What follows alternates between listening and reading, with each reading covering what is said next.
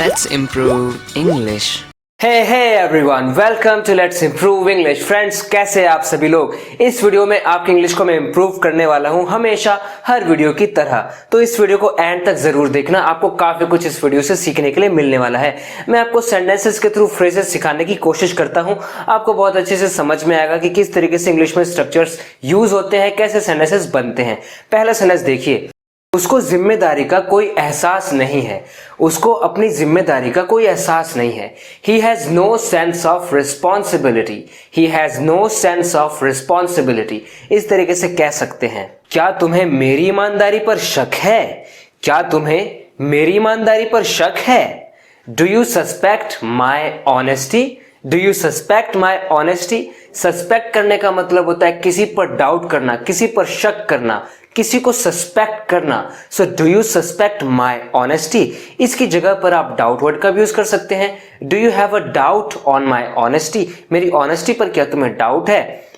Simply ऐसे भी कह सकते हैं, do you doubt my honesty? क्या तुम मेरी ऑनेस्टी को डाउट करते हो, यानी क्या उस पर शक करते हो? और do you suspect my honesty? उसने जाल बिछा रखा था मुझे फंसाने के लिए। एक्चुअली में किसी ने पूछा है मुझसे कमेंट्स में, इसे कैसे कह सकते हैं हम? उसने जाल बिछा रखा था मुझे फंसाने के लिए। He had set a trap to entrap me. He had set a trap to entrap me.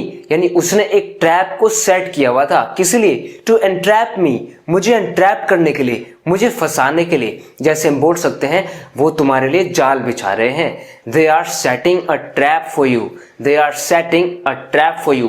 जैसे कि उसकी बात मत मानना, वो तो बस तुम्हें फंसाने की कोशिश कर रहा है कि तुम उसका फोन खरीद लो, इतना अच्छा नहीं है उसका फोन। एग्जाम्पल है ये, Don't listen to him. He is just setting a trap for you. और वो तो तुम्हें सिर्फ उसका फोन लेने के लिए फंसाने की कोशिश कर रहा है। He is just trying to trap you into buying his phone. He is just trying to trap you into buying his phone. If somebody traps somebody else into doing something, that means that person is really lying and setting a trap for somebody else. And he is trying to entrap somebody else. यानी किसी को फंसाने की कोशिश कर रहे हैं, कुछ करवाने की कोशिश कर रहे हैं।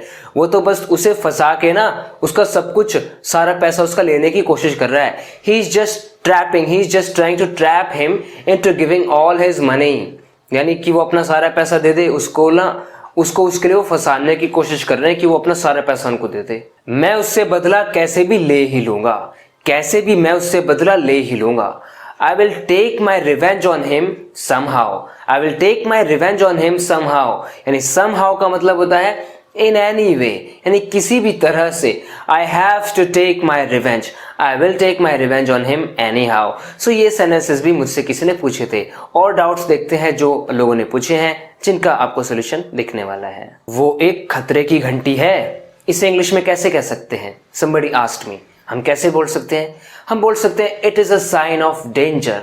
अब हिंदी में हम बोलते हैं खतरे की घंटी है, तो क्या हम लिटरली ट्रांसलेट करेंगे अ बेल ऑफ डेंजर? जरूरी नहीं है। देखिए, हमें सेंस को एक्सप्रेस करना है। खतरे की घंटी है यानी कि एक ऐसी निशानी है जिसको देखकर हम समझ सकते हैं कि खतरा आने वाला है। So it is a sign of danger, you can say this, it is a sign of danger. ये एक खतरे की घंटी है। फिर उन्होंने मुझसे पूछा कि वो कुत्ते की मौत मरेगा, इसे इंग्लिश में कैसे कह सकते हैं?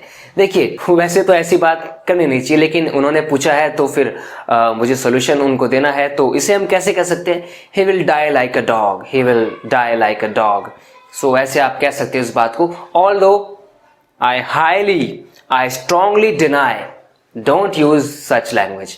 लेकिन ट्रांसलेशन आपको बताना था, मैंने आपको बता दिया। सारी रात तुम्हारी याद आती रहती है, सारे दिन तुम्हारी याद आती रहती है, ऐसा उन्होंने पूछा। इसे इंग्लिश में कैसे कह सकते हैं? It's very simple, you can say I keep missing you all day और all night.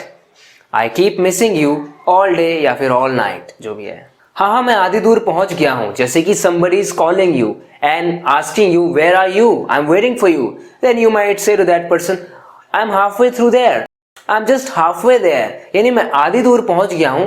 I am almost halfway there, यानी लगभग आधी दूर में वहां पर पहुंच गया हूं। I am almost halfway there। Half way का मतलब होता है बीच में ही, आधी दूर। जैसे कि मैंने फिल्म को आधा ही देखा, आधे में मैं फिल्म को छोड़कर आ गया।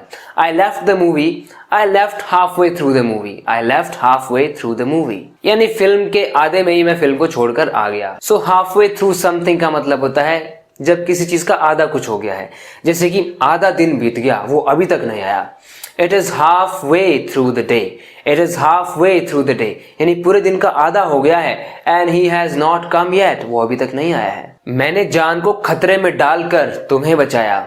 I saved you at the risk of my life, at the risk of my life, यानी अपने लाइफ के रिस्क पर, अपनी जान को खतरे में डालकर। while putting my own life into danger, यानी अपनी लाइफ को डेंजर में डालते हुए मैंने तुम्हें बचाया। so at the risk of my life या फिर putting my own life into danger। तुम जैसा बोओगे वैसा काटोगे, as you sow so shall you reap। Actually में फ्रेंड्स ये एक इंग्लिश प्रोवर्ब है जिसका मतलब होता है जैसा बोओगे वैसा काटोगे। सो मतलब बोना होता है, रीप मतलब काटना होता है, तो लिटरली ट्रांसलेट हो गया ये तो। लेकिन आपको लिटरली मीनिंग पर नहीं जाना। प्रोवर्ब्स ऐसे होते हैं जो वर्ड्स कुछ और कहते हैं लेकिन उनके अंदर का मीनिंग कुछ और होता है। हिडन मीनिंग पर आपको ध्यान देना है कि वो प्रोवर्ब एक्चुअली में कहना क्या चाह रहा है। कितनी जल्दी रात आ गई, कई बार हम ऐसे बोलते हैं ना, अरे कितनी जल्दी रात भी हो गई। इसे इंग्लिश में कैसे कह सकते हैं? हम कह सकते हैं wow how quickly the night came, how quickly the night came, कितनी जल्दी रात हो गई यार, कितनी जल्दी हो गई। ये ना हम बहुत ज्यादा ऐसे सरप्राइज होकर कह रहे हैं, जैसे हम बोलते हैं ना वाह what a beautiful girl she is, और जैसे कि कितना अच्छा है, हाउ वंडरफुल। सो ऐसे हम इसको भी बोल रहे हैं how quickly the night came, कितनी जल्दी रात आ गई, हाउ क्विकली द नाइट केम। सो एक एक्सप्रेशन है जो हम सरप्राइज होकर बोल रहे हैं, how quickly the night came, कितनी जल्दी तुमने उसे हरा दिया। How quickly you defeated him, how quickly you defeated him. मैं पूछ नहीं रहा हूं हाउ कह के, बल्कि मैं अपने इस सरप्राइज को एक्सप्रेस कर रहा हूं कि मैं ऐसे चौंक गया हूं, मैं ऐसे एस्टोनिश हो गया हूं, मैं कह रहा हूं wow how quickly you defeated him, कितनी जल्दी तुमने उसे हरा दिया। How quickly you made him understand, कितनी जल्दी तुमने उसे समझा दिया। हाउ ब्यूटीफुल शी इज, कितनी सुंदर है वो। हाउ अमेजिंग शी इज, कितनी अमेजिंग है वो। हाउ ब्यूटीफुल तो हो गया। Friends, if you have learned a few things from this video, then please feel free to subscribe to this channel if you haven't already. Because friends, मैं इस तरह के वीडियो लेसन्स आपके लिए लाता रहता हूँ जिससे कि आप इंग्लिश इंप्रूव होती रहे। ओके फ्रेंड्स, मिलते हैं नेक्स्ट वीडियो लेसन में। Till then take care and bye bye.